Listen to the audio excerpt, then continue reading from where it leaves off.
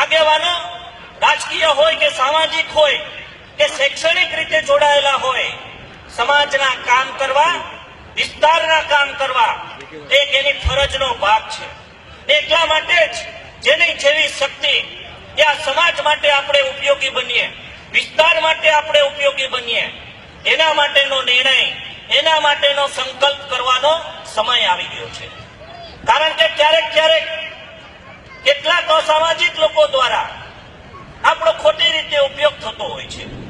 એની પાસેથી આપણે જવાબ માંગવો પડે કે જ્યારે ગોંડલની ધરતી પર પોપટ લાખા સોરઠિયાનો ખુલ્લેઆમ મર્ડર થયું હતું ત્યારે તમે લોકો ક્યાં ગયા હતા?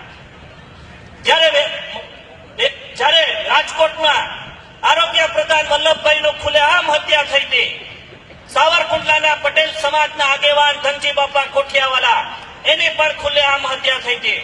અરે જામનગરમાં જાતિ પાટીદાર સમાજની બસને જીવતી હળગાવી દીધી હતી, ત્યારે તમે કેમ નતો અવાજ ઉઠાવ્યો એ પણ આપણે જાણવાનો અધિકાર છે.